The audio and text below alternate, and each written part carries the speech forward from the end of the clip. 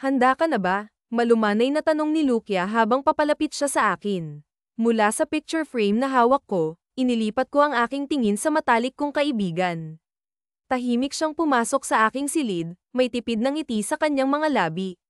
Oo naman, sagot ko, pinipilit ang sarili kong ngumiti. Tsaka wala rin naman akong ibang pagpipilian. Katulad ko, ayaw rin sana ni Lukia sa desisyon kong umuwi sa Pilipinas. Pareho kaming nag-aalala sa maaaring mangyari, ngunit wala kaming magagawa. Kailangan kong umuwi para harapin ang mga taong pinagkakautangan namin. Kung hindi ko gagawin iyon, baka totohanin nila ang banta nilang ay pakulong si Mommy. Hindi pwedeng mangyari iyon. Masyado na siyang matanda, at bukod pa roon, may sakit din siya. Isa pa iyon sa mga bumabagabag sa akin ngayon, ang kalagayan ni Mommy. Kailangan na siyang maoperahan. Malala na ang breast cancer niya na matagal na pala niyang tinitiis nang hindi ko nalalaman. Basta kapag nagkaproblema ka roon, huwag kang mag-atubiling tawagan kami, ha? Sabi ni Lukia habang marahan akong tinapak sa balikat. Sa kauna-unahang pagkakataon sa loob ng 5 taon naming pananatili dito sa States, nakita ko siyang ngumiti ng may sinseridad. Siya ang naging matalik kong kaibigan dito, at parang kapatid na rin ang turingan namin sa isa't isa. Pareho kasi kaming solong anak, at pareho ring single mom ang aming mga ina. Marahil, iyon ang dahilan kung bakit naging malapit kami. Si Mommy at ang mommy ni Lukia, si Doña Carmen, ay matagal nang magkaibigan. Sila ang tumutulong sa amin dito. Kaya ngayon, habang wala ako, sa kanila ko iiwan si Mommy. Ngunit panandalian lamang ito. Kapag nakahanap na ako ng trabaho at nabayaran na ang lahat ng utang, kukuha na rin ako ng katulong para hindi na sila mahirapan. Nahihiya na rin ako sa kanila, lalo na't malaki na ang naitulong nila sa amin. Salamat, Lukia. Hindi ko alam kung ano ang gagawin ko kung wala kayo ni Doña Carmen, sabi ko habang mahigpit siyang niyakap, halos maluha-luha na ako. 6 na taon na ang nakalipas mula nang pumanaw si Daddy. Dahil doon, napagdesisyonan naming mag-ina na manirahan dito sa States. Ngunit hindi namin akalaing may mga utang pala siyang naiwan. Habang tumatagal na hindi nababayaran ang mga iyon, lalo lamang itong lumalaki. Nitong nakaraang linggo, dumating na ang notice mula sa pinagkakautangan namin. Nakasaad doon na kapag hindi pa kami nakapagbayad, mapipilitan silang aipakulong si Mommy. Hindi ko hahayaang mangyari iyon. Ano ka ba? Wala iyon. Sino pa ba ang magtutulungan kundi tayo, sabi ni Lukia, halatang naiiyak na rin. Pagkatapos ng aming saglit na pag-uusap, sinimulan ko nang ayusin ang mga gamit na dadalhin ko. Kaunti lamang ang kinuha ko dahil wala naman akong balak magtagal sa Pilipinas. Sa salas, naghihintay na sina Tita Carmen at si Mommy, na nakaupo sa kanyang wheelchair. Mag-iingat ka roon, anak. Palagi kang tatawag, sabi ni Mommy, halos hindi na maitago ang pagluha habang niyayakap ako ng mahigpit. Ilang araw na rin niya akong pinipigilan sa aking pag-alis, ngunit nagmatigas ako. Kailangan kong ayusin ang problemang iniwan sa amin ni Daddy. Donya, kayo na po ang bahala kay Mommy, ha? Sabi ko kay Tita Carmen habang niyayakap ko siya. Masuyo naman niya iyong tinugon. Hanggang sa gate lang ng bahay nila ako hinatid.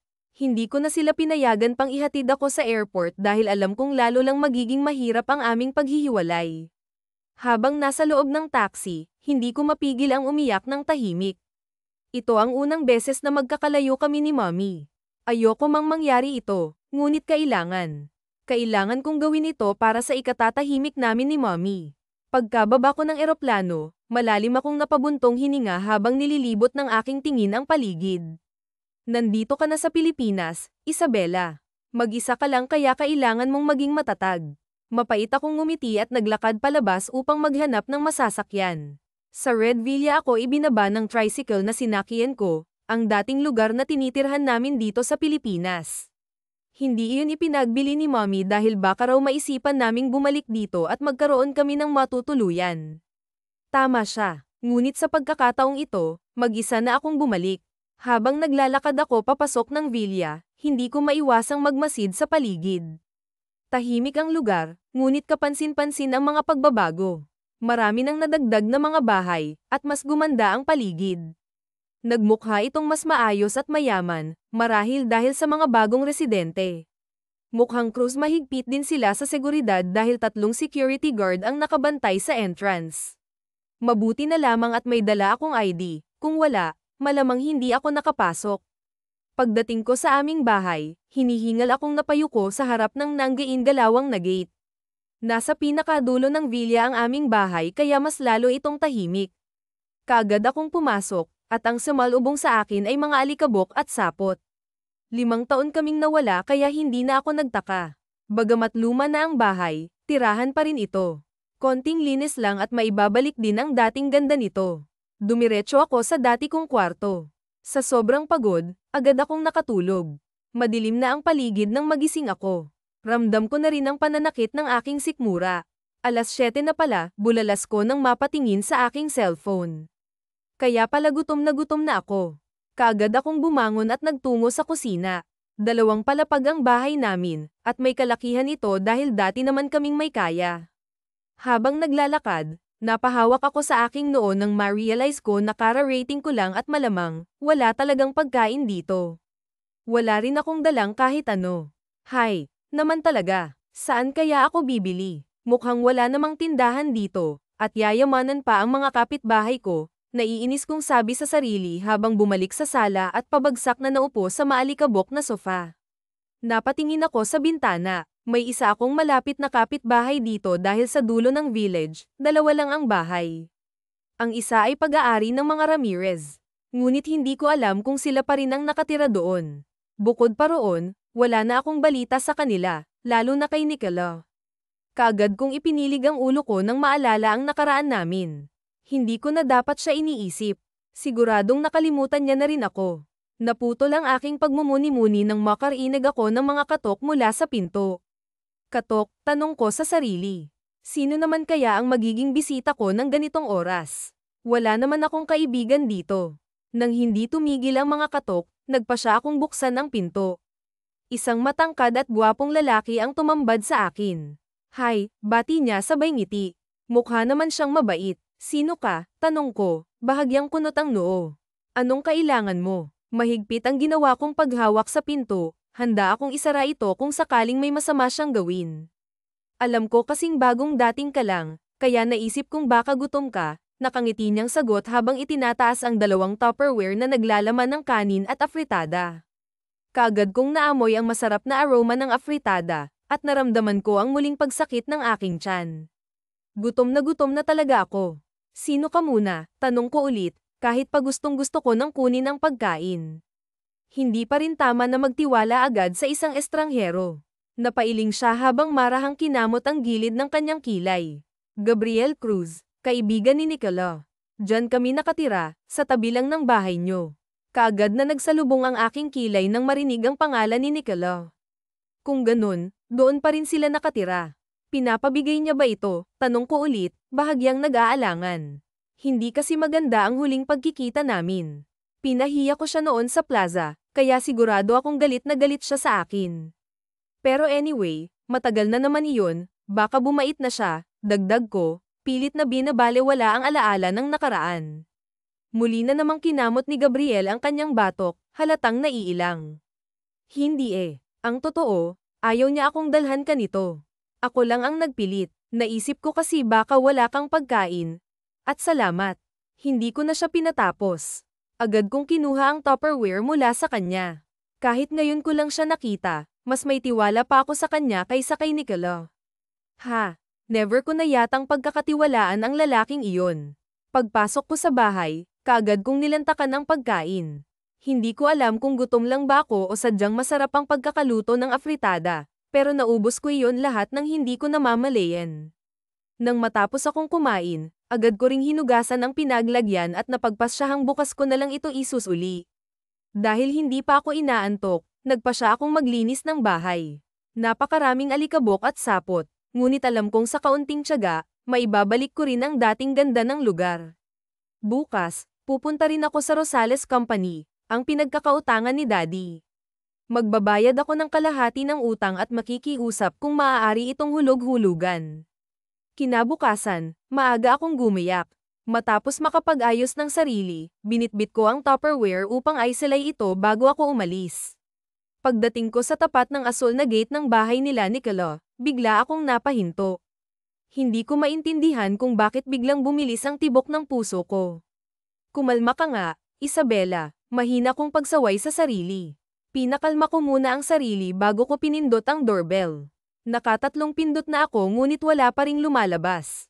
Naiinip na rin ako. May sasakyan naman sa garahe kaya imposibleng walang tao. Sa inis, magkakasunod ang ginawa kong pagpindot sa doorbell. Sa wakas, bumukas ang pinto. Isang pamilyar na mukha ang tumambad sa akin. Si Nicola. Mas gwapo siya ngayon, at hindi ako maaaring magkamali. Lalo lamang bumilis ang tibok ng puso ko nang magtagpo ang aming mga mata. Pakiramdam ko'y mangangatog ang mga tuhod ko. Balak mo bang sirain ang doorbell? Tanong niya, bakas ang inis sa kanyang boses. Pinigilan kong mapang-angga. Wala pa rin siyang pinagbago, short-tempered pa rin at napakasungit. Pwede ba? Sarkastiko kong sagot, pilit na pinipigilan ang pagkainis. Mukhang hindi man lang siya nagulat na makita ako. What? Tanong niya, halatang mas lalo siyang naiinis. Wala, ibabalik ko lang itong Tupperware. Paabi kay Gab, salamat, sagot ko habang iniabot ang Tupperware sa kanya. Nang makuha niya ito, agad ko na rin siyang tinalikuran. Hindi ko kayang harapin siya ng matagal. Hindi ko akalain na ganito ang magiging itsura ng lalaking pinahiya at binasted ko noon. Gwapo naman siya noon pa, pero mas lalo ngayon. Para na siyang artista. Parang napakalayo na niya sa akin. Mariin akong napailing. At bakit ko naman siya aabutin? Hindi ko pa nakakalimutan ang mga pambubuli niya sa akin noon. Pagdating ko sa Rosales Company, halos malula ako nang malaman kung gaano kalaki ang utang ni Daddy. Kahit yata magtrabaho ako habang buhay ay hindi ko ito mababayaran. Idagdag pa ang pangangailangan ni Mommy na maoperahan agad. Malinaw din sa akin ngayon ang dahilan kung bakit kami nalubog sa utang. Nalulong sa sugal si Daddy. Ang akala ko noon, magtatayo siya ng sariling negosyo kaya pinautang ko siya ng $250,000. Ngunit hindi ko alam na itataya lang pala niya iyon sa sugal. Ang usapan namin, ibabalik niya rin ang pera, pero hindi na iyon nangyari dahil pumanaw na siya. Pasensya ka na kung lumaki ng ganito ang utang. Gusto ko mang tumulong, pero hindi maaari. Malaki ang galit ng asawa ko sa mga magulang mo dahil pakiramdam niya ay niloko siya noon. I hope you understand, mahabang paliwanag ni Mr. Rosales, ang kanyang boses ay puno ng pag-aalala at kabigatan.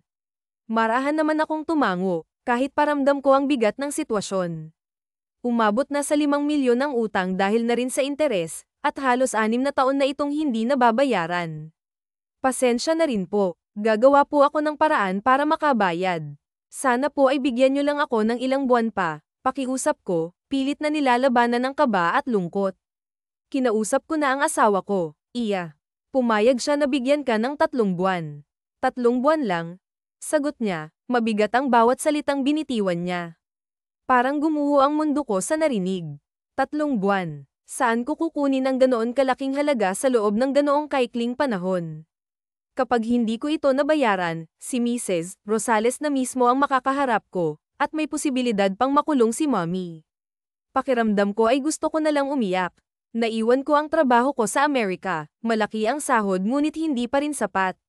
Bagsak ang balikat kong bumalik sa bahay. Hapon na, ngunit kahit gutom ay hindi ko maramdaman. You need a job, right?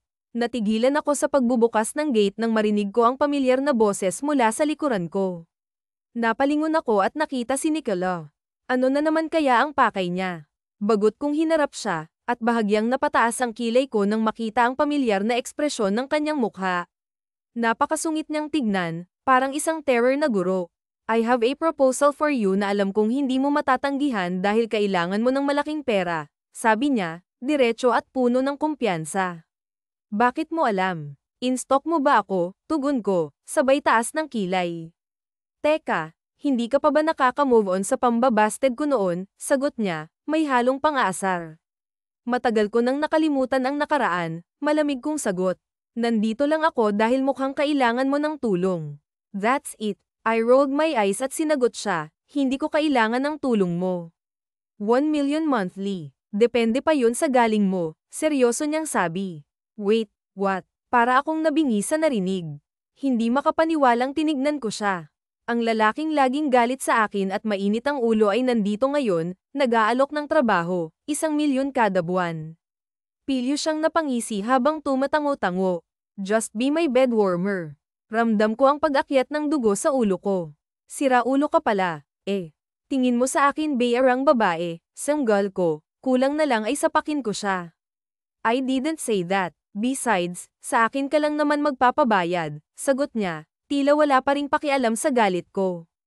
Tinignan ko siya ng masama, na para bang gusto ko siyang itaboy palayo. Umalis ka na nga, Nicola, baka kung ano pang magawa ko sa'yo, mariin kong sabi, pilit na pinipigilan ang sarili ko. Okay, sagot niya, seryoso ang ekspresyon. Bibigyan kita ng 1 araw para mag-isip. Marami akong babaeng pagpipilian, kaya kung ako sa'yo, magdedesisyon ka na agad. Pagkatapos niyang bigkasan iyon, tinalikuran niya ako at naglakad palayo, nakapamulsa pa. Naiwan akong tulala, windang sa loob ng bahay habang iniisip ang kanyang sinabi. Tama siya, marami nga siyang pwedeng pagpili ang babae. Hindi lang kasi siya basta-bastang tao. Kanina, habang nakasakay ako sa jeep at na-traffic, nag-research ako tungkol kay Nicola. Halos malula ako nang malaman kung gaano na siya ka-powerful. Hindi lang siya sikat bilang artista, marami rin siyang pinatatakbong negosyo, at halos lahat ng iyon ay kilala sa loob at labas ng bansa. Pero bakit ako ang naisip niyang alukin? Hindi kaya balak niya akong gantihan. Pero imposible, dahil mukha namang gusto niya rin akong tulungan. Kung papayag man ako sa alok niya, parehas naman kaming makikinabang. Ngunit sa huli, mas nanaig sa akin ang pagmamahal ko kay mommy. Tama sila, hindi tayo mapapakain ng pride natin. Hindi nito maisasalba ang sitwasyon namin. Hindi ko namalayan, natagpuan ko na lamang ang sarili ko sa harap ng bahay ni Nicola. Hindi naman siguro halatang wala akong tulog, magdamag kong pinag-isipan ang magiging desisyon ko kagabi, at sa huli, nagtagumpay ang loko. Kung tutuusin, katawan ko lang naman ang makikinabang siya. Pagkatapos kong mabayaran ang utang, babalik na ako sa Amerika, at hinding-hindi na talaga ako babalik pa rito sa Pilipinas. Oy, Isabela, ikaw pala, pasok ka. Masiglang pagbati ni Gabriel nang buksan niya ang gate. Palangiti siyang nag-anyaya sa akin na pumasok. Andyan ba si Nicola? Tanong ko, nagtataka kung may ideya ba siya sa sadya ko rito. Nabanggit niya noon na kaibigan siya ng binata, kaya malamang alam niya ang mga nangyayari. Nasa office niya lang. Maupo ka muna. Tatawagin ko lang siya at kukuha na rin ako ng maiinom mo. Magiliw niyang sagot bago tumalikod. Nang maiwan akong mag-isa, nilaybot ko ang aking tingin sa paligid. Napakalinis at napakabango ng bahay. Napansin ko rin ang mga litrato na nakasabit sa buong sala. Sa pagkakaalam ko, naninirahan na sa Canada ang mga magulang ni Nicola, pati na rin ang ate niya na may sarili ng pamilya. Kaya siguro, siya na lang at si Gabriel ang nakatira rito. Isabela, pasensya na, mainit ang ulo ng tigre. Pagbiro ni Gabriel nang bumalik siya, bahagyang kunot noo. Pero siguradong kakalma na yun kapag nakita ka. Nagbibiro pa siya na nagdulot ng pagsalubong ng kilay ko. Haha, biro lang, dagdag niya, sabay turo sa direksyon ng library. Doon na raw kayo mag-usap. Mukhang seryoso yata ang pag-uusapan niyo, aniya, tila nagtatanong. Nagtataka tuloy ako kung hindi niya alam ang dahilan ng pagpunta ko rito. Huminto kami sa tapat ng isang asul na pintuan. Kumatok muna si Gabriel bago iyon marahang binuksan. Agad akong sinalubong ng malamig na hangin at ang amoy ng mga libro. She's here, bro, anunsyo niya habang tumingin ako sa direksyon ng study table kung saan nakaupo si Nicola sa swivel chair. You may leave, malamig na saad ni Nicola na ni hindi man lang nagpasalamat kay Gabriel. Nakangiting tumango naman si Gabriel sa akin bago siya lumabas. Napaisip tuloy ako kung paano silang naging magkaibigan. Para kasing utusan lang ang turing ni Nicola sa kanya. So, what brings you here? Tanong niya. Ang boses niya ay seryoso ngunit may bahagyang ngisi sa kanyang mga labi. Mataman siyang nakatingin sa akin habang nilalaro ng kanyang mga daliri ang itim na ballpen. Tila ba alam na niya ang dahilan ng pagpunta ko rito? Napairap na lamang ako, pilit na pinipigilan ang pagkulo ng dugo ko sa kanya. Tinatanggap ko ang alok mo, diretsahan kong sagot, pilit na pinananatili ang kalmadong boses. Goods, sagot niya na tila walang emosyon. Tumayo siya mula sa kanyang upuan, Kinuha ang isang puting folder mula sa ibabaw ng mesa, at iniabot iyon sa akin. Sa bahagya niyang paglapit, nalanghap ko ang mabango niyang pabango na tila'y nagpatigil sa akin ng sandali. Napapikit ako ng bahagya, pilit na nilalabanan ng epekto nito sa akin. That's the contract.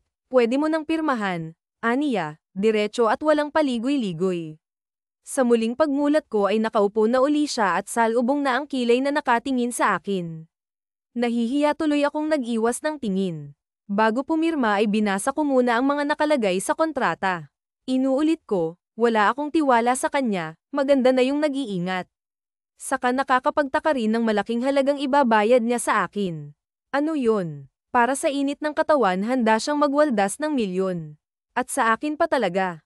Hindi ba dapat ay galit siya sa akin? Dapat gantihan niya ako. Pero hindi sa lagay ay para niya akong tinutulungan. Kailan matatapos ang kontrata? Tanong ko, wala kasing nakasulat doon. Kung kailan ang mga nakasulat lamang ay ang mga dapat at hindi ko dapat gawin habang nasa ilalim kami ng kasunduan.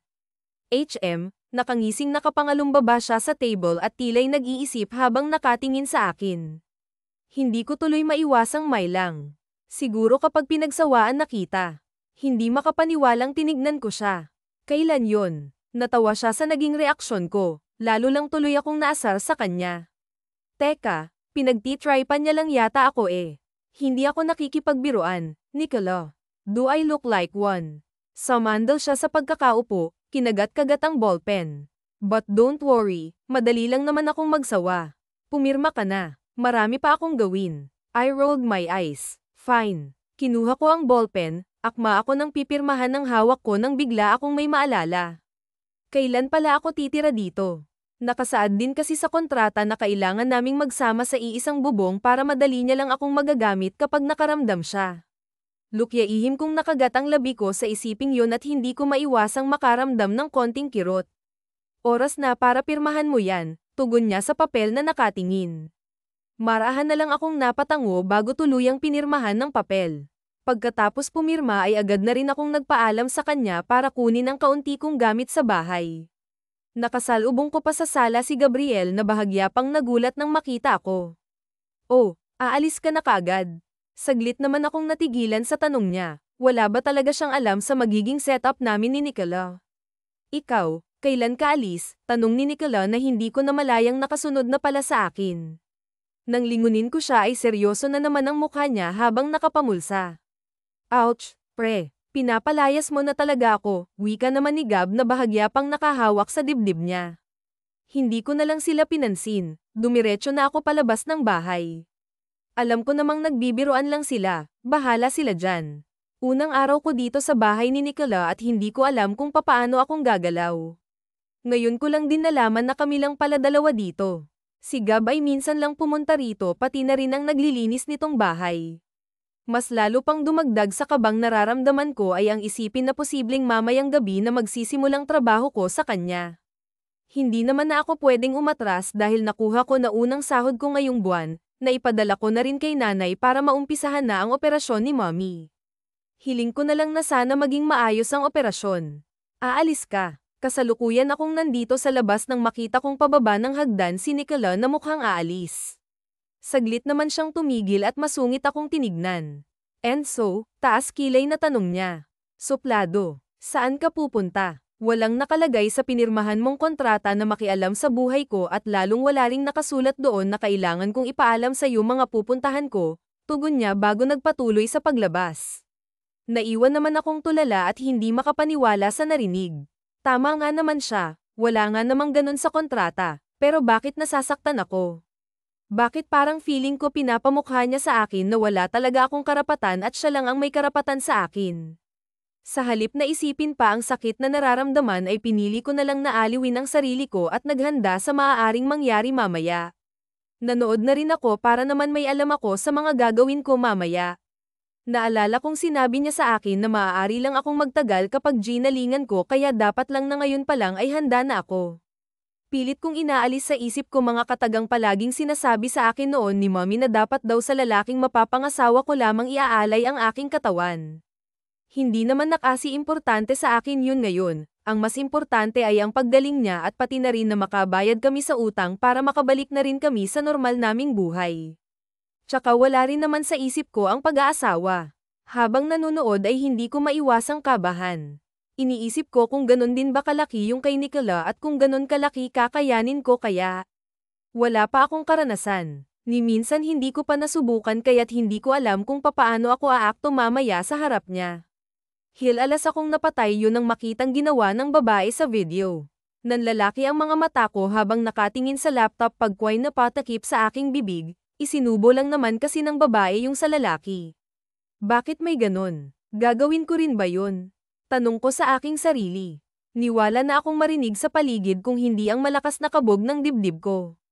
What are you doing? Halos manigas ako sa aking kinatatayuan nang marinig ang bar ito ng boses na yun. Tumikim muna ako bago dahan-daang pumihit paarap sa kanya. Hay, pilit ang ngiting bati ko sa lalaking salubong ang kilay at supladong nakatingin sa akin. Are you watching? Hindi na niya naituloy ang sasabihin ng marinig namin ng ungol mula sa pinanunood ko. Halos manlaki ang mga mata ko nang maalalang nanunood nga pala ako at nakalimutan kong eye off. Sorry, kaagad ko siyang tinalikuran at mabilis na in-off ang laptop. Nang muli ko siyang harapin ay dinaig ko pa ang kamatis dahil sa sobrang pula ng mukha ko habang siya naman ay tila naiilang din na nag-iwas ng tingin. Nanunood kasi ako para, hindi ko tinatanong, masungit niyang saad bago tinalikuran ako. Naiwan naman akong nakanganga. Bakit kaya ang Sunbit palagi nun na hindi marunong umiti samantalang sa mga movies niya palagi siyang nakangiti? Bahala nga siya sa buhay niya. Iisipin ko na lang na baka nireregla rin siya kaya palaging masungit. Dahil magdidilim na rin kaya nagpa siya na akong magluto, talagang sinerapan ko ang luto ko dahil alam kong kakain ang amo kong suplado. Perfect, napangiti ako nang matikman ng niluto kong tinola ang alam ko paborito niya. Nang may handa ang mga pagkain ay nagpa siya na akong tawagin si Nicola, nang makarating sa tapat ng kanyang silid ay saglit akong tumigil. Nag-iisip kung tatawagin ko ba talaga siya. Baka kasi may ginagawa siya, baka busy, baka maistorbo ko, di lalo na naman siyang magagalit sa akin. Pero baka naman kapag hindi ko siya tinawag para kumain ay baka lalo siyang magalit dahil baka gutom na siya. Bahala na nga, itinaas ko ang kamay ko akmang kakatok nang bigla namang bumukas ang pinto at iniluwanaan ng gwapong lalaki na salubong na naman ang kilay. Hi. Ginagawa mo, kaagad kong binaba ang kamay ko at itinago yun sa aking likod. Tatawagin sana kita para sa dinner, mariin niya muna akong pinakatitigan bago tumango, okay, cold niyang saad bago ako nilagpasan. Mariin naman akong napalunok dahil sa malamig na pakitungo niya sa akin, hindi ko alam pero nasasaktan ako sa inaakto niya sa akin.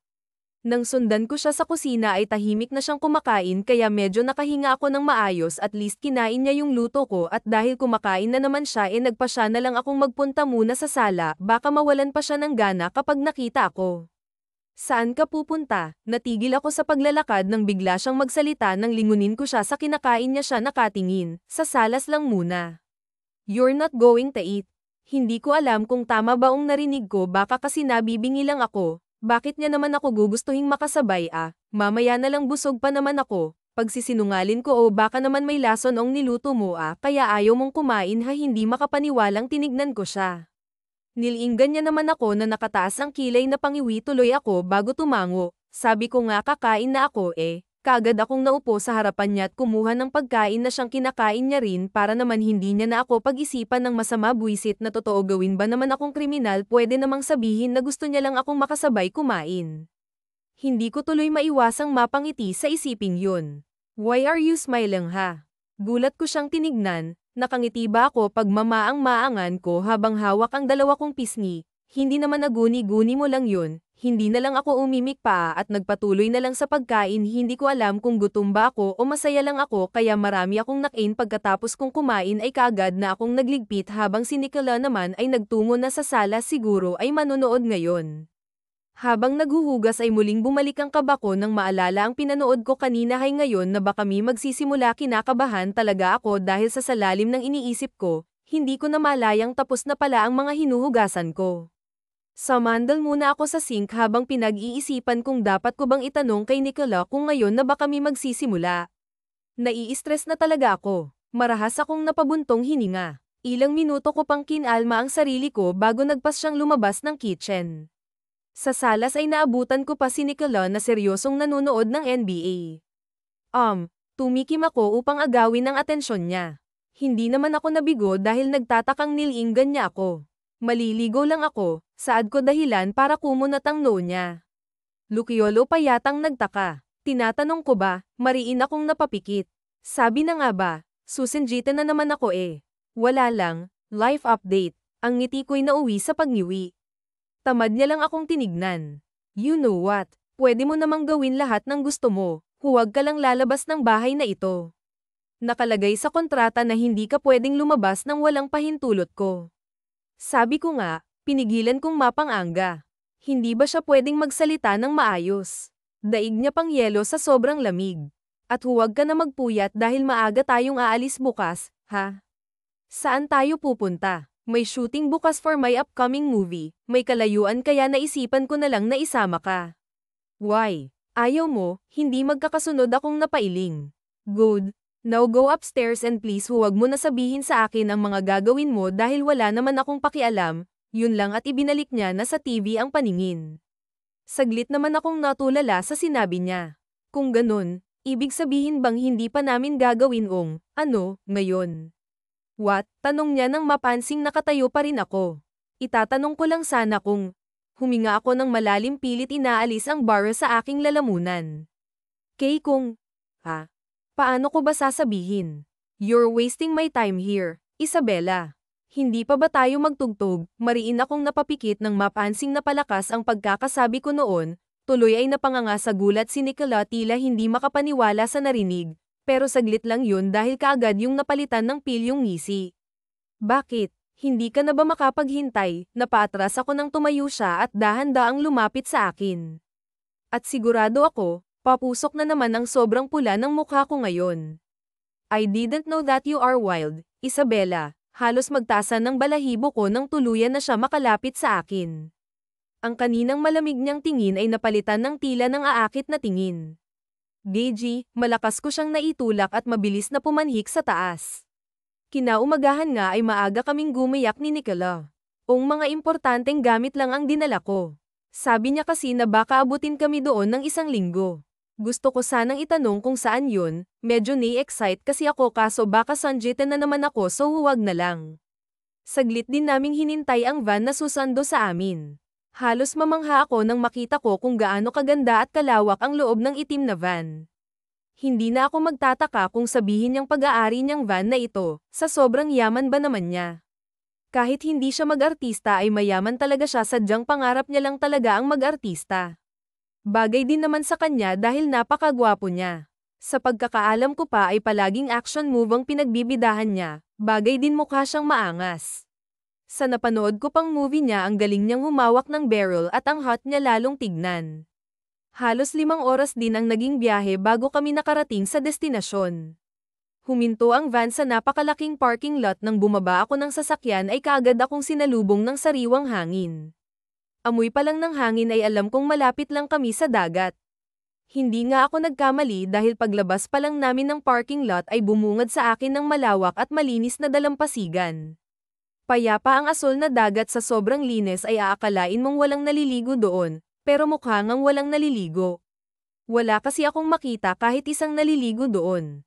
This is one of my private property, wika ni Nicola na nasa aking likuran na pala. Ang mga gamit namin ay kita kong dala ng 3 niyang tauhan, yun din ang mga samando sa amin kanina. Ang ganda. Pero bakit walang tao? Saglit niya akong sinulyapan, nakapamulsa siya habang nililipad ng hangin ang ilang hibla ng buhok niya. Parang mas maganda pa siyang pagmasdan kaysa sa dagat. Sinadyang huwag magpapunta ng tao ngayon dahil sa gaganapin na shooting, tugon niya. Marahan naman akong napatango. Look, let's go. Anya bago ako tinalikuran. Pinanood ko muna siyang maglakad bago ko siya sinundan. Nakakapagtaka lang, maayos niya akong kausapin ngayon. Kaya niya naman pala akong pakitunguhan ng maayos, sana palagi na lang. Tulad ng inaasahan ko'y iisa lang silid na inukupan namin ni Nicola, mas pabor naman yun sa akin para hindi na siya mahirapan na puntahan ako kung sakaling gawin na namin ang kasunduan. Nandito lang ako sa silid at pilit na natutulog kanina. Pagkatapos naming kumain ay sinabihan niya akong magpahinga habang siya naman ay pupunta sa kanyang manager. Wala naman siyang sinabi na bawal akong lumabas pero dahil ayoko naman siyang magalit na naman kaya nagpa siya na lang akong manatili dito. Sa lalim ng iniisip ay hindi ko na maalaya na nakatulog na pala ako at madilim na nga nang ako'y maalimpungatan. Kaagad akong bumangon na maalalang kailangan ko pa palang magluto ng dinner. Hindi inuutos ni Nicola, pero gusto ko pa ring magluto. Hindi ko alam, pero gusto ko yung feeling na pinagsisilbihan ko siya. Nang mapadaan ako sa salas ay wala pa ring bakas ni Nicola. Mukhang hindi pa siya nakakabalik mula kanina. Hindi pa rin kaya sila tapos sa shooting. Ipinilig ko na lang ang aking ulo at nagdiretso na sa kusina para maghanap ng maluluto. Kaagad akong nagtingin sa ref kaso wala namang laman yun kung hindi itlog at mga beer kaya nagpasya na lang akong lumabas, bibili na lang ako ng makakain namin. Sumaglit ako sa kwarto para kumuha ng pera at para na rin mag-ayos ng sarili. Nang matapos ay kaagad na rin akong lumabas ng cabin. Ang alam ko ay may malapit na resto dito, doon na lang ako bibili. Habang naglalakad ay panay tingin-tingin ako sa paligid, ang ganda kasi talaga ng tanawin. Pero saan kaya sila nagsushooting? Natigilan ako sa isiping yun pagkain na pagpasyahang mamasyal na lang muna, hindi pa naman siguro uuwi si Nicola. Sa aking paglalakad-lakad ay napadpad ako sa dulo ng resort kung saan may malaking bato, may naririnig akong ingay doon kaya naman pinuntahan ko at sinilip at halos manlaki ang mata ko nang makitang nangyayari doon. Doon sila nagsushooting, maraming tao doon. Nandun din yung sikat na direktor na palaging direktor ng mga palabas ni Nicola, pero hindi yun ang nakaagaw ng pansin ko kung hindi ang dalawang tao sa gitna na tila gumagawa ng eksena. Si Nicola yun at ang kasama nitong magandang babae. Nakayakap sa bewang ng dalaga si Nicola habang ang isang kamay ay masuyong humahaplos sa makinis nitong pisngi. Yeah, that's it Nicola. Act like you're in love with Sofia. Dama ko muli ang tingin ko sa direktor bago muling tumingin kila Nicola. Mas lalo lang yatang nanlaki ang mata ko nang makitang dahan-daang lumalapit ang mukha ni Nicola sa dalaga. Ang hindi ko alam kung bakit tila pinipiga ang puso ko sa nakikita. Wala tuloy sa sariling nasapo ko ang dibdib ko nang akmang lalapit na ang labi nito kay Sab ay hindi sinasady sinasadyang dama ko ang tingin nito sa pwesto ko. Kitang-kita ko tuloy ang bahagyang pamimilog ng mga mata nito na tila nagulat nang makita ako. Sa inaakto nito'y nawala ito sa focus dahilan para mabitawan nito ang dalaga. May malakas na sigaw ng direktor nang makitang ginawa niya yun. What happened, Gert? Bakit parang wala ka sa sarili mo? Halata ang inis sa boses ng direktor. Muli na namang dam ako ang tingin niya sa akin bago tumugon, pasensya na, direk. Kaagad na rin naman akong tumalikod bago pa may ibang makakita sa akin. Hinahanda ko na rin ang sarili ko para sermon na ni Nicola mamaya. Nang marinig ko ang pagpihit ng seradura ay otomatiko akong napatayo para salubungin si Nicola pero agad din akong napatigil nang mapansing lasing siya. Bakit gising ka pa? Tanong niya na bahagyaring natigilan nang makita ako. Hinihintay kita, tugon ko na ikinasalubong ng kilay niya. Mariin kong nakagat ang labi ko nang maalalang ayaw niya nga palang hinihintay ko siya. Noong unang gabi pa nga lang namin dito sa resort ay sinungitan niya ako dahil hinintay ko pa siya. Hatang gabi na yata siya nakauwi. Ang sabi niya, malimit siyang gagabihin dahil patapos na ang ginagawa nilang movie kaya naman panay ang shooting nila kahit hatang gabi na. Ang kulit mo. Iiling-iling siyang naglakad patungo sa sofa pero agad ko rin siyang dinaluhan ng akma siyang matutamba. Lukyasing ka, saad ko. Sa halip na pansinin ang sinabi niya, kahit mabigat ay nagawa ko pa rin siyang madalasa sa sofa at may upo doon. Nakainom lang, nagkayayaan, pinigilan kong mapa. Nakainom lang daw pero hindi na makalakad ng maayos. Ikukuha lang kita ng maiinom, akmang tatalikuran ko siya para pumunta ng kusina nang pigilan niya ako sa braso. Nagtatanong tuloy ang mga matang nilinggan ko siya. Just stay, anya sa paos na tinig. Hindi na rin ako nakatanggi pa nang higitin niya ako dahilan para mapaupo ako sa kandanggan niya. Nicola, ramdam ko ang biglaang paglakas ng dibdib ko sa pagkakadikit ng balat namin. Sobrang lapit din ang mukha namin sa isa't isa na halos maamoy ko na ang pinaghalong amoy ng yosi at alak sa bibig niya. Look, let's do it now. Halos pabulong na lang na wika niya habang hinahaplos ang pisngi ko. Pinigilan kong mapapikit sa ginagawa niya nang maalalang hindi pa ako nakakalinis ng katawan. Naligo ako pero kaninang umaga pa yun. Kaagad kong iniiwas ang mukha ko nang akma niya akong hahalikan. What? Bagot na tanong niya. Hindi pa ako nakakalinis ng katawan, nahihiyang tugon ko. Halos mapangiwi naman ako nang bigla siyang umawa. The hell I care. He sexily chuckled, gulat akong napasinghap nang bigla siyang tumayo habang buhat ako. Nicola, halos paluin ko na siya sa braso para lang ibaba ako. Lukyasing siya at baka matamba kami. Muntikan na nga siyang mabuwal kanina. Hanggang makarating kami ng silid ay mariin lang akong nakapikit habang mahigpit ang hawak sa braso niya. Natatakot ako na mabuwal kami. Saka lang ako nagmulat nang maramdaman ang kama sa likuran ko. Halos maduling pa ako dahil sa lapit ng mukha namin. Nakahiga ako habang siya'y nasa ibabaw ko, nakatuon ang mga kamay niya sa gilid ko. Hahalikan mo na ba ako? Napanguso ako. Tinawanan niya na naman ako. You're cute. Then he pinched my nose. Nang muli niyang ailapit ang mukha sa akin ay kaagad kong tinakpan ang bibig ko. What? This time ay salubong na ang kilay niya. Hindi pa kasi ako marunong humalik. Nahihiyang nag-iwas ako ng tingin. What? Lukyolo yatang nagsalubong ang kilay niya. Mukhang galit na. Bigla tuloy ako lalong kinabahan. Galit ba siya dahil hindi ako marunong humalik? Nakakainis naman, dapat hindi ko sinabi. Paano na lang kung bawiin niya na yung kontrata? Paano kung na-turn off siya dahil simpleng halik lang hindi ko pa alam? Huwag kang mag-alala. Magpapaturo ako, promise. Gagalingan ko. At kanino ka magpapaturo? Masungit na tanong niya. Nigel, umikot na naman ang mga mata ko. Kanino nga ba? Wala naman akong boyfriend. Maghahanap ako online. What the what? Tuluyan na siyang tumayo pero nananatiling nakatingin sa akin ng masama. Don't you ever say that again, Isabella, pagbabanta niya. Natatakot akong tumango-tango. Feeling ko anytime kakainin niya na ako ng buhay. Sorry. Rinig ko ang mahina niyang pagbulong. Kalimutan na yon, at tuluyan na siyang lumabas ng silid. Gustuhin ko man siyang habulin ay pinili ko na lamang na huwag na, baka lalo lang uminit ang ulo sa akin. Kinabukasan ay hindi niya na ako pinagluto ng umagan, ang sabi niya ay sa resto na lang daw kami kakain. Ang akala ko'y sa malapit na resto lang kami pupunta, yun pala yung sa loob pa ng luxury hotel and restaurant. Bigla tuloy akong nailang, simple lang kasi ang suot ko kumpara sa mga nakakasama namin. And yes, may makakasama kami mga artistang kasamahan niya sa ginagawa nilang movie. Ang ilan ay direktor at syempre ang manager niya. Pero hindi naman ako sa kanila naiilang, kundi kay Sofia Grasses, ang kapartner niya sa movie nila. Napakaganda ng dalaga, walang-wala akong binatbat. Hindi ko tuloy alam kung paano itatago ang selos na nararamdaman ko. Selos dahil alam ko naman sa sarili ko na una pa lang ay may puwang na talaga sa puso ko si Nicola. Sadyang immature lang ako noon kaya sa halip na sagutin ay ipinahiya ko pa siya. Bakit hindi mo naman sinabing kasama pala natin sila? Mahina ang bulong ko kay Nicola habang papalapit kami sa table. Ngayon ko lang din napansin na walang ibang tao dito kundi kami-kami lang. Siguro ay talagang ni-reserve nila ito para sa kanila. Why do I need to update you? Masungit niyang tugon dahilan para matahimik ako. Medyo masakit yun pero tama nga naman. Hindi niya naman responsibilidad na ipaalam sa akin lahat.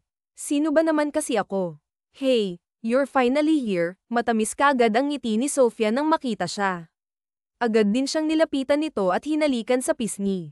Ang ibang naruroon ay binati rin siya habang ako naman ay tahimik lang sa likuran niya na hindi ko alam kung dapat pa ba akong manatili. Feeling ko, ma-out of place lang ako. And who's that pretty girl behind you? Tanong ng kanyang manager dahilan para magtinginan silang lahat sa akin. Agad niya naman akong hinapit sa bewang ramdam ko tuloy ang pagtingin nila sa kanyang ginawa. Isabella Anthe, my girlfriend, nanlalaki ang matang tinignan ko siya, rinig ko rin ang mahina nilang pagsinghap. Your girlfriend, ramdam ko ang pait sa boses ni Sofia. Sabi ni I know it may gusto siya kay Nicola. I didn't know that you have a girlfriend, ang kanyang manager naman ngayon.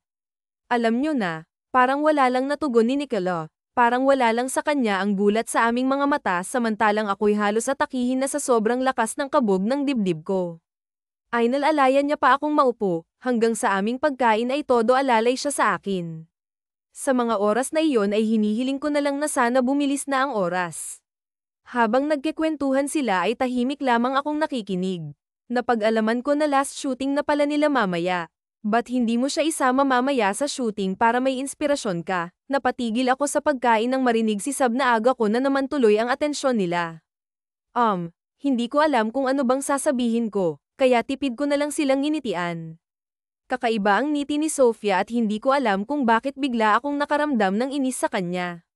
Nang matapos kaming kumain ay kaagad na rin kaming nagpaalam. 10:00 pa naman ang start ng shooting kaya may oras pa siya para maligo, umuwi sa cabin. Bakit mo pala sinabi yun sa kanila? Tanong ko habang naglalakad kaming pauwi. Tumigil siya sa paglalakad at hinarap ako. Why? Alangan namang sabihin ko na bedwarmer kita. Mariin kong nakagat ang labi ko. Ang mga salitang Benito niya'y parang punyal sa aking dibdib, masyado siyang masakit magsalita. I mean hindi ba yun makakasira sa career mo? Tanong ko. Nakaiwas ang tingin ayokong makita niya na nasasaktan ako. Wala naman akong ka-love team tsaka matagal na rin nila akong kinukulit about my love life, nagpaulan.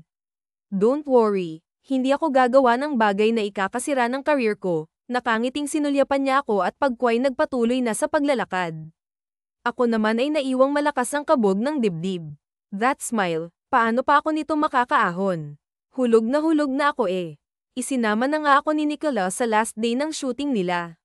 Ngayon nga'y kasalukuyan kaming nandito sa dressing room nila bukas ay pabubuksan ko na ang resort since last day naman na ngayon ang shoot. Nilinggan ko siya nang bigla siyang nagsalita, saglit pa akong nagulat nang mapansing ang lapit na pala ng mukha niya sa akin. Nakaupo ako habang siya'y nasa gilid ko nakalagay ang 2 kamay sa gilid ko. Okay, dahil hindi ko alam ang gagawin ko ay iyon na lamang ang nasabi ko. Hindi pa ba kayo magsisimula? Pag-iiba ko ng usapan. Bago pa simpleng nag-iwas ng tingin kita ko naman ang kanyang pagngisi. Mamaya pa yun, masuyo niyang tugon. Feeling ko ay natigil ko ang aking paghinga nang hawakan niyang baba ko para iharap ang mukhaak sa kanya. So wala ka pang first kiss ha? Tanong niya na sa mga labi ko nakatingin mariin tuloy akong napalunok. Wala pa nga. Ayos yan. Nakangisi siya na tila banalo sa loto pag ko ay lumingon saglit sa pintuang nakasara bago ako muling binalingan, binyagan na natin. Bago pa man ako makaimik ay nasal niya na nang halik ang labi ko. Sa sobrang gulat ko'y hindi pa agad ako nakahuma, namimilog ang mga mata ko habang nagwawala naman ang aking puso. Ang lambot ng labi niya at hindi ko alam kung bakit para akong kinikiliti nang gumalaw ang labi niya at tila ay sinusubukang buksan ang aking labi. Impit akong napaungol ng tila ba nilalasahan ang bawat sulok ng aking bibig, mariin na rin akong napapikit at sumasabay na lang sa galaw ng kanyang labi. Ang mga kamay niya sa braso ko'y marahang umakyat patungo sa bato ko para lalong palalimin ng halik. Lukya umipat ang halik niya si pisngi ko pababa sa aking leeg dahilan para lalong mag-init ang aking pakiramdam tinalo ng init na nararamdaman ko ang lamig ng aircon. Nicola, get ready. Magsisimula na tayo in 10 minutes. Yung susuotan mo nakita mo na ba? Kaagad ko siyang naitulak nang marinig ang boses ng assistant niya. Mabilis rin akong tumayo, tinalikuran siya sa oras na ito'y wala akong ibang maramdaman kung hindi ang hiya feeling ko pulang-pula na ang mukha ko. Pwede kang mag-ikot-ikot sa labas kung gusto mo, tanging tangon na lamang naging tugon ko. Wala na siya pero hindi ko pa rin magawang kumalma kaya naman kinuha ko na lang ang cellphone ko at pilit na inaaliw ang aking sarili pero mukhang nagkamali ako mas lalo pa ang sasama ang pakiramdam ko dahil sa mga articles na nabasa ko sa Facebook. Action star Nicola Damian Ramirez not single anymore. Yun ang caption sa isang article at ang laman ay ang mga pictures namin ni Nicola sa larawan ay akalain mo talagang magkasintahan kami. Sa isa pang article ay, Nicola Damian Ramirez tinapos na ang pila who's the lucky girl Lukia feeling ko biglang sumakit ang ulo ko sa nakita ang bilis namang kumalat ng balita kaninang umaga nilang ako pinakilalang kasintahan TS ngayon kalat na agad gan ba siya kasikat. Sa halip na magbasa pa ng mga comments ay pinili ko na lang na eye off ang phone ko malakas ang kutob ko na lalo lang sasakit ang ulo ko kapag nagbasa pa ako. Nag-ayos na lang ako ng sarilit nagpisyang lumabas manunood ako ng shooting dahil action ang ginagawa nilang movie ay intense ang mga kaganapan may pagkakataon na tumatalon mula sa 3rd floor si Nicola may eksena din na nakikipagsuntukan at bar-ilan siya. Sa sobrang aliw ko sa panonood ay hindi ko na malayan ng oras ang huling eksenang gagawin na yan kasal ni Nicola at sub-happy ending kasi ang movie. Ang gwapo ni Nicola sa suot na barong habang kumikinang naman sa ganda si sub-perfect couple kahit ako mapapasabi bagay talaga sila at hindi ko alam kung bakit nanatili pa ako roon dapat hindi na lang sana hindi ko nakita kung papaanong naglapat ang mga labi nila nakahawak si Nicola sa bewang ng dalaga habang si Sa naman ay nakahawak sa batok niya para palalimin ng halik. Parang gusto kong matawa ng pagak ng maalalang eksena namin kanina sa dressing room. Ayoko mang isipin pero parang ganun na nga baka pinagpraktisan niya lang ako kanina. Naninikip ang dibdib ko na nilisan ko ang lugar na yon kailangan kong lumabas wala ako sa dagat pero feeling ko nalulunod ako sa sobrang sakit. Sa resto bar ako dinala ng mga paa ko may ilang mga tao dito siguro ay mga VIP mga mayayaman at dahil wala naman akong pera kaya naupo na lang ako sa pinakasulok at nanood ng bandang kumakanta sa stage. Parang gusto ko na namang matawa ang lungkot kasi ng kanta parang Nana Nadia buwisit ang sakit pala sa ko hindi ko namamalayang kanina pa pala ako umiiyak. Kapag nagmahal ka ng taong hindi ka naman mahal, nilinggan ko ang lalaking bigla na lang sumulpot gwapo maputi mukha siyang makulit may hawak siyang 2 baso na naglalaman ng alak, drinks, alok niya bago naupo sa bakanteng upuan pinigilan kong umirap hindi man lang kasi nagpaalam. No thanks. Paimpol kong pinunasan ang aking mukha nakakahiyang makita niya na umiiyak ako. Javier nga pala, you can call me yours, pagbibiro niya na pangiwi naman ako habang nakatingin sa nakalahad niyang kamay. Biro lang ang seryoso mo masyado, hindi ko siya pinansin sa halip ay muli kong ibinaling ang tingin sa mga kumakanta. Gusto mo bang malaman kung mahal ka rin niya ha? Gulat at nagtatakang nilinggan ko siya pero nakatingin na rin pala siya sa stage. Pagselusin mo, nilinggan niya ako pag ko ay kinindatan. Anong sinasabi mo naguguluhang tanong ko pero bago pa man siya makasagot ay bigla nang sumulpot na ang 2 tauhan ni Nicola. Ma'am pinapauwi na po kayo ni boss, saad ng isang lalaki habang yung isa naman na may kausap sa cellphone ito habang seryosong nakatingin sa akin at kay Javier. Paano ba yan? Palom na pala agad, nakangisi pa rin si Javier pero hindi ko na lang siya pinansin at sumunod na lang sa mga tauhan ni Kurt. Habang naglalakad pabalik sa cabin ay hindi ko napigilang tanungin si Noah ang isa sa mga sumando sa akin, bakit sa cabin na? Tapos na ba ang shooting? Papatapos na rin po ma'am yung mga gamit niyo po nasa cabin na. Si Nicola uuwi din ba kaagad? Nagkatinginan munang dalawa bago marahang umiling. Nang makarating sa cabin ay umalis na rin kaagad ang mga ito na iwan na naman tuloy akong mag-isa at dahil malapit na rin namang magdilim nagpasya na lang muna akong magpahinga at mamaya'y nagluluto na ako ng dinner namin. 3 movies na ang natapos ko pero wala pa ring Nicola na dumarating malamig na rin ang ulam at inaantok na rin ako pero wala pa rin siya nag-aalala na ako in-off ko na ang TV at nagdesisyong lumabas pero hindi pa man ako nakakalapit sa pinto nang bigla itong bumukas at iluwa si Nicola na madilim ang aura mukha rin siyang lasing.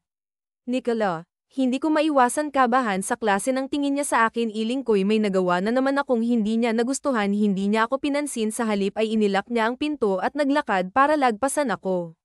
Nag-inom ka. Tumigil siya para sulyapan ako pag ko ay pagak na mumisi.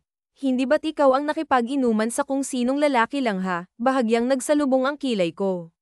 Hindi niya na naman ako pinansin akala ko'y lalagpasan niya na ako kaya nagulat ako nang bigla niya akong lapit-aitan at higitin sa aking braso sa gulat ko ay hindi agad ako nakahumas saka pa lang ako natauhan ang dalhin niya na naman ako sa kwarto at itulak pa upo sa kama. Bakit ba? Kahit alam ko na ang balak niyang gawin ay hindi ko pa rin maiwasang magtanong. Ngayon na ba namin gagawin pero para kasi siyang galit na tatakot ako.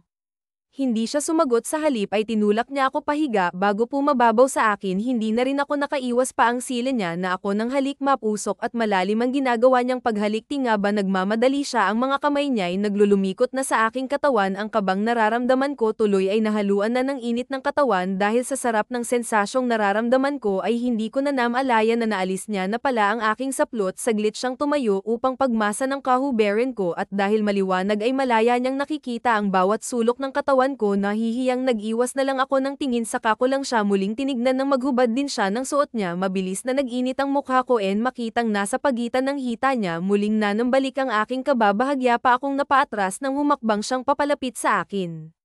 Nicola what? Masungit na tanong niya. Kinakabahan ako. Tugon ko sabay iwas ng tingin. Trust me. Hindi na ako muli pang nakaimik ng siil niya na ako nang halik pinulupot ko na lang ang mga kamay ko sa batok niya at hinayaan siya sa gagawin niya. Mahal kita Nicola, Kasabay ng pagbigkas naon sa aking isip ay siyang pagtulo rin ng luha ko nang maramdaman ko ang ganap ng pag-iisa ng aming katawan and maramdaman kong malapit na siya ay pagod akong napapikit I love you, Isabela, wika niya na halos hindi ko na marinig. Matapos ang mainit na naganap sa amin ni Nicola ay napansin kong tila nag-iba na ang pakikitungo niya sa akin.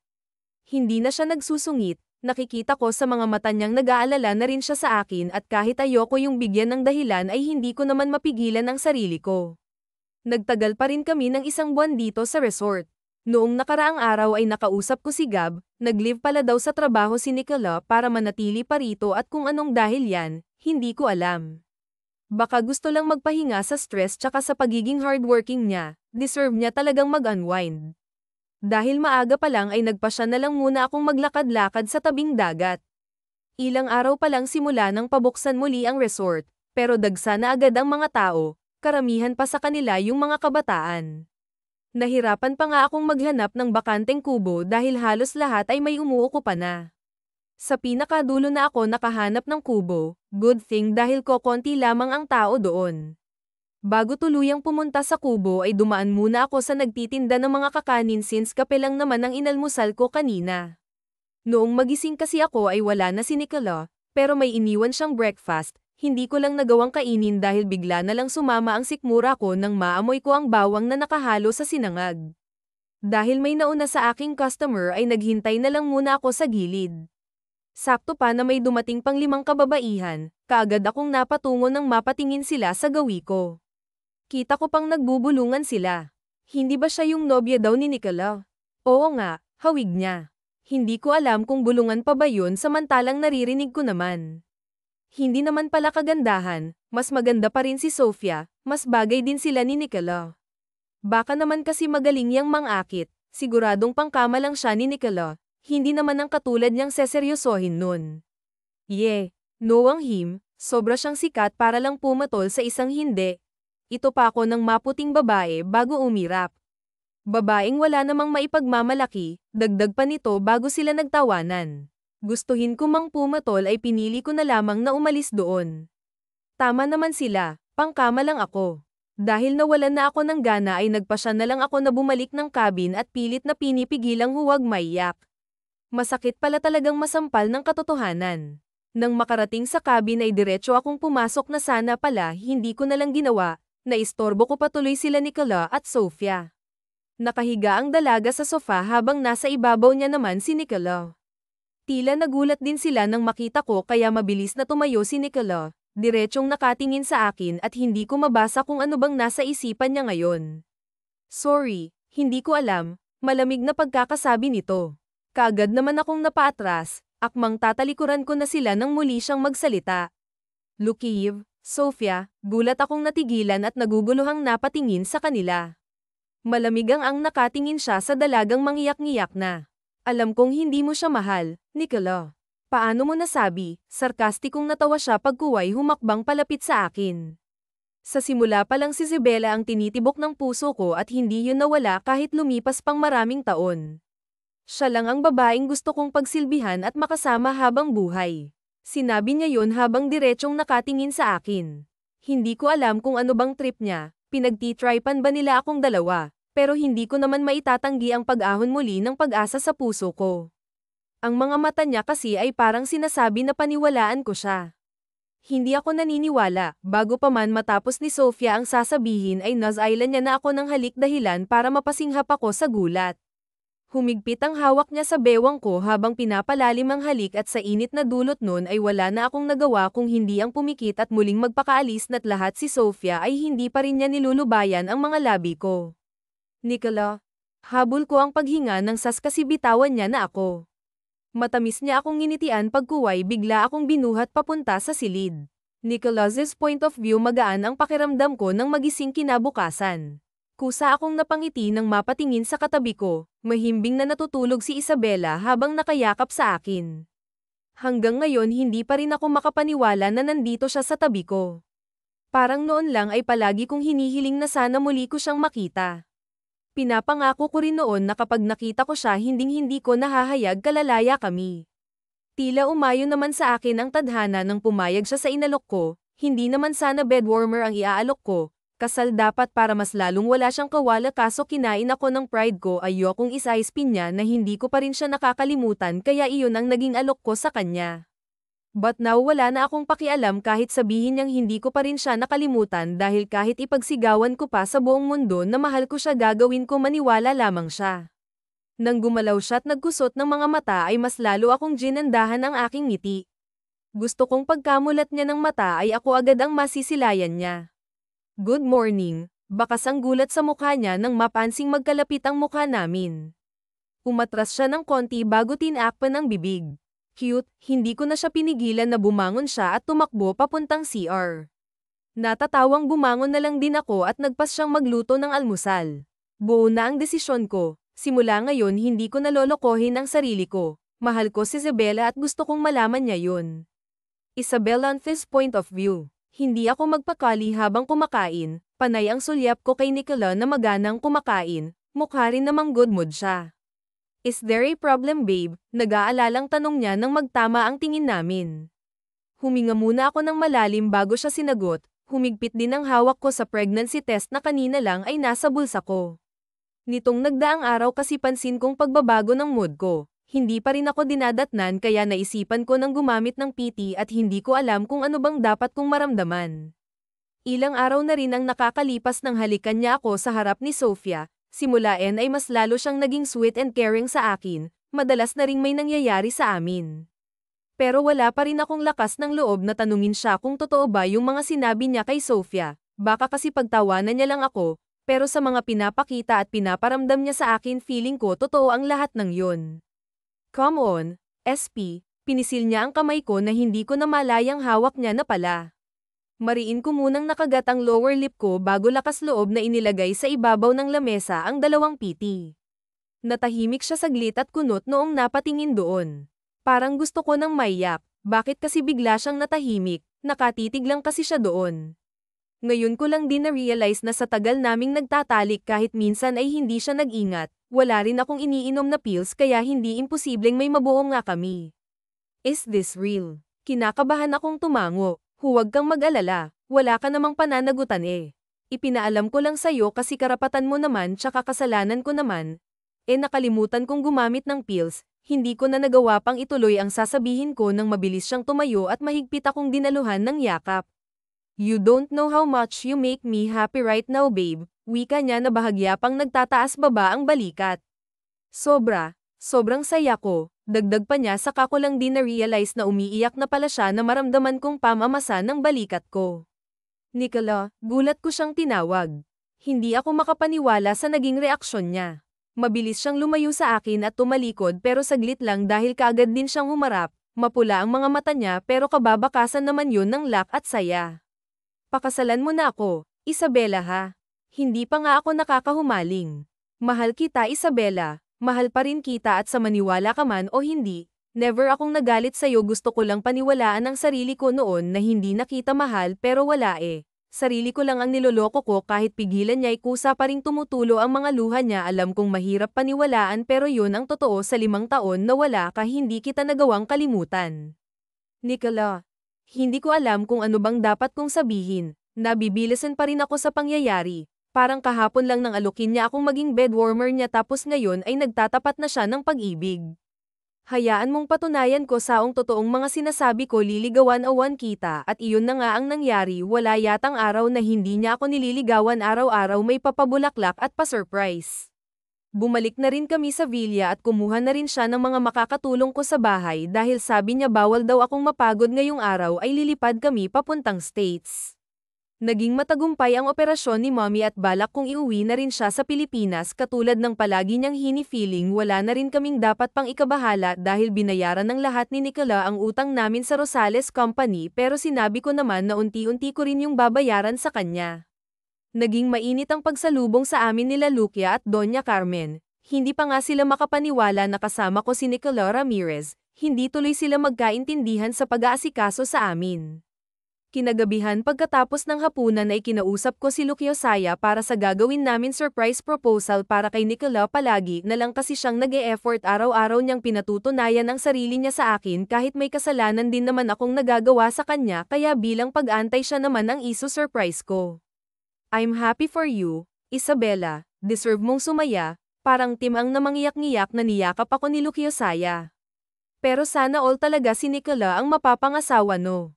Ang hot bish. Luciaoka, pabirong kinurot ko siya matapos ang ilan naming pang-aasaran ay nag-decide na kaming magpahinga para sa aming plano bukas. Nicholas's point of view puno ng pagtatakang nilibot ko ang buong bahay pero hindi ko pa rin matagpuan sila Isabella. Umalis lang ako saglit para bumili ng tinapay at ngayon ngang pag-uwi ko ay hindi ko na sila matagpuan.